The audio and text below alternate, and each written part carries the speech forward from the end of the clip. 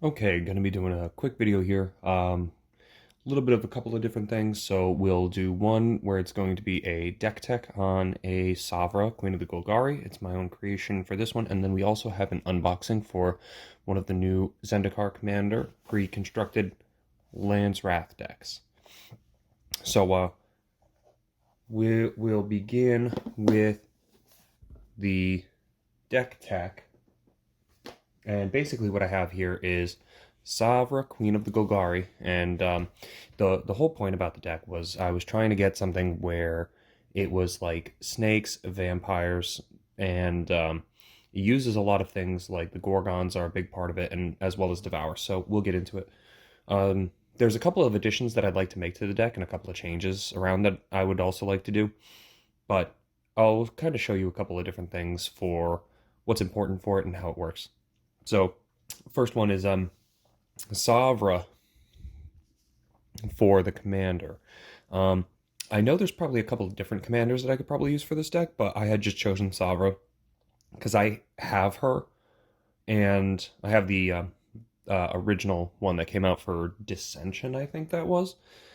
And basically, I thought it fit well with the theme of the deck, kind of going for like a Medusa Gorgon kind of thing. The one I have here, the Bloodspore, Thrynax, and the Skull Mulcher, these both have this incredible ability called Devour. And what that is when it enters the battlefield, the Devour creature would essentially make you sacrifice, and it would enter the battlefield with that many 1/1 counters, as many as you sacrificed. Now, that's just for Devour 1. There's Devour 2, which means they get 2 counters per creature. 3 is for 3. I thought it was really interesting because what I was trying to do with the deck is make a lot of little 1/1 death touch creatures, and then those would be my initial defense. And then once those had gotten all taken away, or had served their purpose of keeping me alive, then I would then sacrifice them for a devour creature, which ends up being kind of like a mid to late game thing, but it ends up working out pretty good. Also, other small creatures I would run would be like Elvish Mystic. There is the Wasteland Viper, which is a good example of a death touch one. I was trying to do like a lot of snakes and everything. The whole thought was having a lot of like fangs, the vampires, the snakes, and the death touch was a major theme in the deck. But since I was going to be sacrificing a lot with the Devour, I thought Sovereign might be good for the commander, but I'll go over a couple of changes that I might want to make later. The Wasteland Viper is good because the Blood Rush allows you to give Death Touch as well as have a creature with Death Touch. So you can either use him as a creature or use him as a spell, which is great. Prey Upon is another great low mana cost card because it's like when you have a small creature with Death Touch, it can just totally annihilate like anything. Couple good staples: Casualties of War, Cultivate. Leyline Prowler was a good addition to this one just because it does have Death Touch. It can make mana, and it's on colors, with also being a small to medium sized creature, which works well. So I thought he was a good addition. Regular things like Soul Ring, that comes into play a lot with almost any commander deck. Gift of the Deity I thought was good because it's on color and it has give Death Touch, and also all creatures able to block with the buff for the +1/+1 for each green and black. So when you have a creature with Death Touch and you're throwing it at someone, if they have to block all of their creatures, you can deal out damage however you want. And with the Death Touch, it's like if you have a 4/4 and they got to block it all and it has Death Touch, then there's a lot of damage you can do to their board state, especially if you're taking out like 4 or 5 creatures with just one spell. The Masaryk Karul Death Priest. This is another sacrifice responder, and I had actually gotten it as a gift from a friend of mine. So I thought it was a good addition to the deck because he was nice enough to give this one to me. So gotta have that one in there. Another sacrifice great creature is the Butcher Malik here. So if I'm sacrificing people myself, that's also gonna be a major detriment to people's board state. To have them be sacrificing creatures every time one of mine dies, it's just fantastic. The Lace Moon Glove, that's a good one to just give some Death Touch and has the card draw advantage too. Another important one is the archetype of finality. This one's on creatures with everything I get has Death Touch, and they lose Death Touch, which is super great, because if you're the only one with Death Touch, it's a lot more detrimental, especially when they're swinging larger creatures or have bigger ones up to block. You can use a lot of your small ones, like an Elvish Mystic, to get through their defenses and have bigger creatures swing later. Another part of the deck, since Devour worked well with the sacrifice, I had a couple of things that added on counters into the deck. So, um, Winding Constrictor, it was an interesting choice to put in. I might actually get rid of this one out, but it does add onto counters, which is something Black Green does very well. So I thought this might be a good addition. The Session Tactics, this one is great because with the Strive, you can actually target multiple creatures and they get +1/+1 and gain a fight ability. With the Death Touch, that's fantastic. Visara the Dreadful, easy kill with a flying 5/5. That's just useful. Same thing with the Golgari Charm, really good. Glissa the Traitor, first strike Death Touch, always good. Zathrid Gorgon to take care of some board state control. Rabid Bite to deal out some damage with the Death Touch, that's an instant kill. The Keepsake Gorgon was an interesting choice because it has the monstrosity, so it has the +1/+1 counter abilities plus the Death Touch, and you can also destroy a target non-Gorgon creature when it becomes monstrous, so I thought that one was good just for some board state control. This is the big one for the Devour. Devour 3. Ravenous Gigantetherium, and then it deals X damage. So imagine you have something where it's like an instant that can give your creature Death Touch, and then he's dishing out tons of damage while also being a gigantic creature. Yeah, they may be able to kill him as well, but for a board wipe, with the possibility of also having a gigantic creature out and sacrifice triggers, it's just a no-brainer. Kythonia the Cruel, again, another monstrous Death Touch Gorgon, and this one can destroy all non-Gorgon creatures. So if I'm having a board state out with a bunch of Death Touch Gorgons and this one pops out, it's just fantastic. Definitely on theme. Harmonize, easy, draw 3 cards. On a green, that's super useful.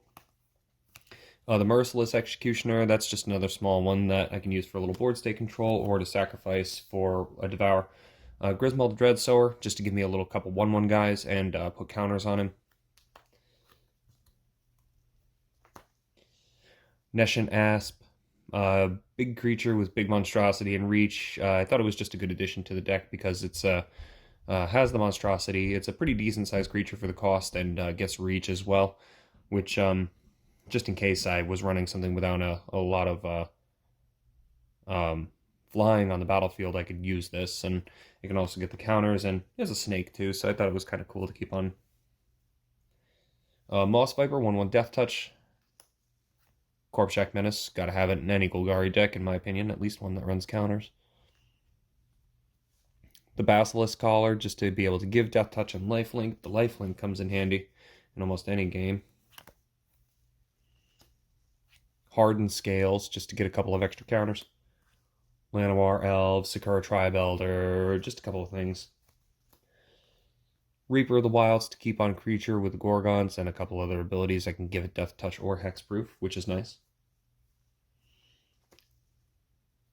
The Michaeloth, which is another Devour creature. Nemesis Immortals, another snake with monstrosity, and with the less to cast for each creature in the graveyard, if I'm sacrificing a bunch of stuff, Nemesis Immortals comes out nice and easy. Gitrog Monster was an interesting one to add in. I might make this one my commander. I haven't decided yet. It's just a good, big, beefy, green-black Death Touch dude. And, yeah, thought it might be a good idea. Orhan Viper. This one technically doesn't have Death Touch, but I think they've errated it to do so. And it can give you a little bit of card draw ability, which I think is great. The Doom Gape. So this one was on color, and it's an interesting way for me to try to get a little bit of life, and also have a big, beefy creature to try to swing in with a little bit of Death Touch.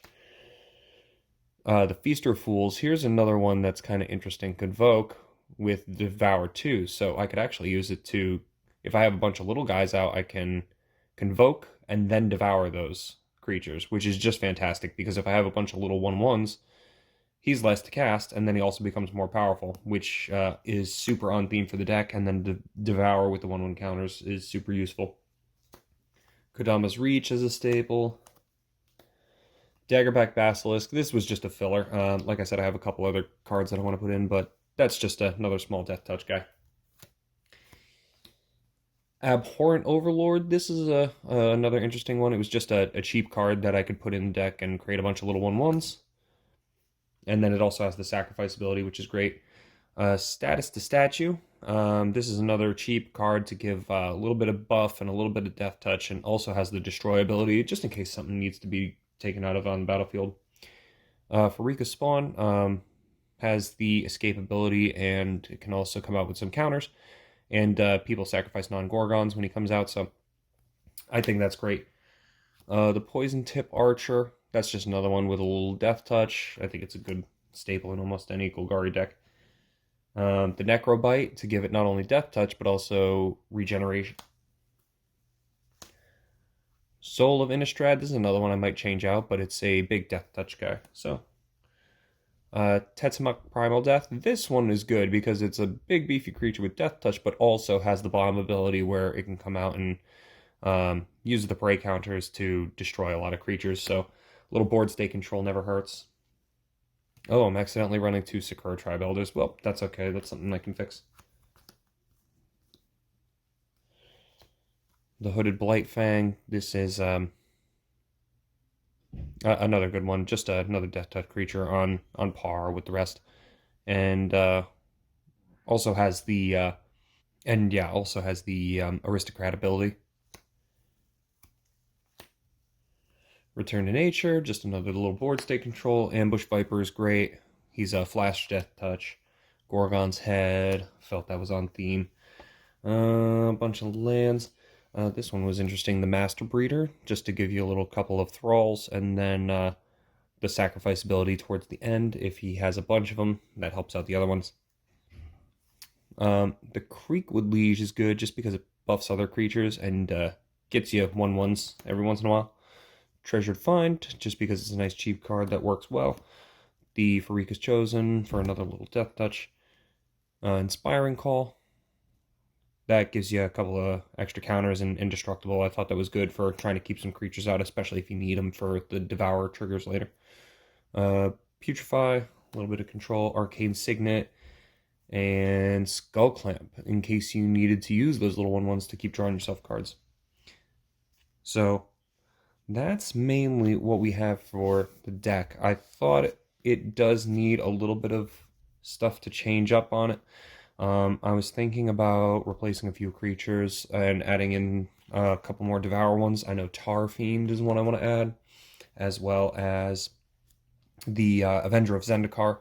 I think that's going to be another good one that will be able to access a lot of small dudes to use for the Devour and a couple other things. So there's a few things I think of might change. I might change out the commander, but so far Sovereign's been alright. And now also we have an unboxing here for one of the new Zendikar sets. So I had a chance to play with the sneak attack one from last time. The Rogue sneak attack commander pre-constructed deck is absolutely fantastic. It worked like a charm. You get a lot of great creatures in it for the money. I think, it's value all day.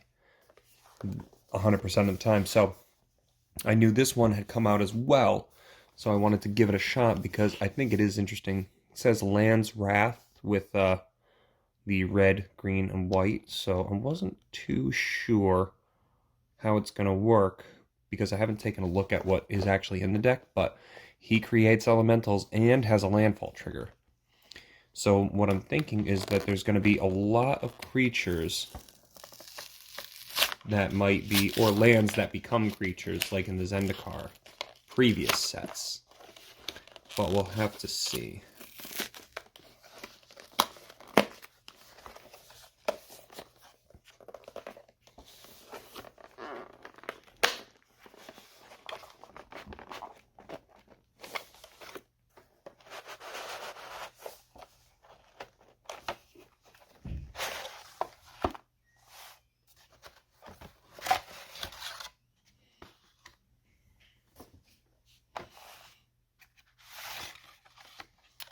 each of these ones come with a little interesting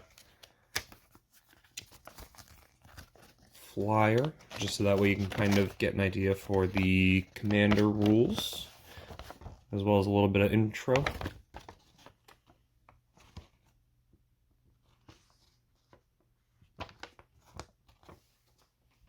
As well as an ad for the collector boosters, which I thought were just fantastic. I got a lot of good pulls off the last one, if you checked out the last video. This nice little life counter, which I think is good. It goes from 20 to 40 on one side, and then 0 to 20 on the other. I think it's nice for, just in case you don't have something to actually keep track of your life.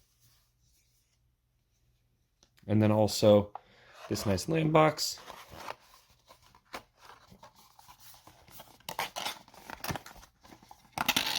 Comes together pretty good. I have a box that I'll be putting this deck in, but just nice to have. And also I found out that these boxes do hold the whole deck with sleeves. So these are really good for beginners. If they haven't gotten themselves some deck boxes yet, they can still sleeve them and be ready to play. So, I haven't seen any of the cards that are in here yet, but if it's anything like the other Rogue one, it's going to be value 100%. Daya Ancestor, Obuun. Okay.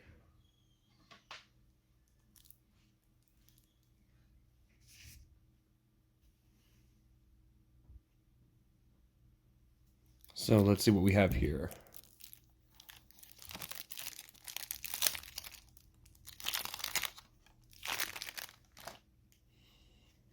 Okay. Abzan Falconeer. Will Outlast, Banishing Light for some board state control, Condemn,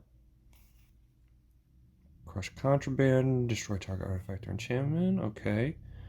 Elite Scale Guard, good. A little bit of Bolster, Core, Cartographer, and Battlefield, and search your library for a Plains card, okay. Retreat to Maria, Acidic Slime, nice. Armorcraft Judge, Battlefield, draw a card for each creature you control with one encounter. Okay. Beanstalk Giant. Okay. Circuitous Root for a little search. Elvish Rejuvenator. This battlefield, look at the top 5 cards of the library. Put a land card from one to about. Okay. A lot of land. Okay. Evolution Sage. Proliferate. Okay, so it looks like there's going to be counters and a lot of landfall. Search for basic land. Yep, landfall. Manage the battlefield with counters. That's fine. Harmonize. I got Harmonize in the other one. Harrow. Sacrifice a land, but you search for lands. Inspiring Call. Excellent. Keeper Fables. Kalini Heart Expedition for some more land. Kodama's Reach for land. Retreat to Kunzu. Seder Wayfire for some land. Looks like we're going to be getting a lot of land.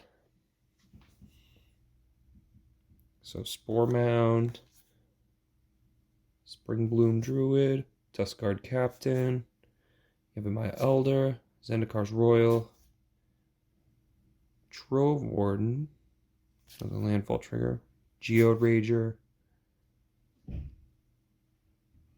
Admonition Angel, Maria Angel. Yeah, so this is all about landfall. Lots of angels too. Hour of Revelation, wow, nice. Planar Outburst, very cool. Sun Titan, awesome. That is an excellent addition to this deck. The Sun Titan is super cool.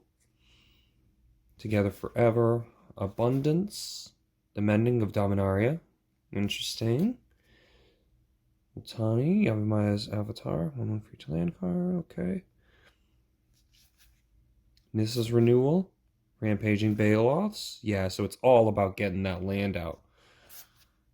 Rites of Flourishing, Sylvan Advocate, very nice. Waker of the Wilds. Yeah, so your whole point in this deck is going to be just dropping those lands left and right. Living Twister. I love the artwork on this Living Twister. I thought it's a cool looking elemental. Minanden Wildborn, very good. Oh, Omnath, Locus of Rage. I had no idea he was in here. That's awesome. Oh, that's so cool. Seer Sundial, very good. Needle Spires, Ground Assault, Naya Charm, Struggle to Survive, Sylvan Reclamation, Treacherous Terrain, Arcane Signet, Sandstone Oracle, Scare Tiller, land, Soul Ring, good, good. Boros Garrison for another. These would be great in this deck, actually, because that means more land drops. Yes, I hope there's more. Command Tower. Evolving Wilds. Oh, and Cryptic Caves. Gruul Guildgate. Gruul Turf. Jungle Shrine. Crojan Verge. Myriad Landscape. Yes, for more land drops. That's all what it's about is land drops. Terramorphic Expanse. Roiling Regrowth. Rasa Root Grazer. And then it looks like a bunch of basics. Now, let's see about the tokens. So, for the tokens, let's see, we got Core Allies and birds on the back. These all have birds? Yep, bunch of birds. 2/2 Elemental. Very nice looking. And these ones got the Omnath Elementals on the back. Very cool. Saprolings. What do the Saprolings have on the back? Ooh, bunch of Saprolings. And then obviously the rules card. So the Saprolings got the Beast tokens on the back. Okay. Alright, so it looks like that's going to be a ton of stuff where it's just dropping lands left and right. It looks like you want to be dropping lands every single turn. Whether that's, returning lands to your hand or having search ones and that kind of thing. But overall, with the Omnath in there and the Sun Titan and just the regular staples of the Arcane Signet and Soul Ring, definitely worth the money. Can't wait to play it. Okay. That should be good. Have a good one. Bye-bye.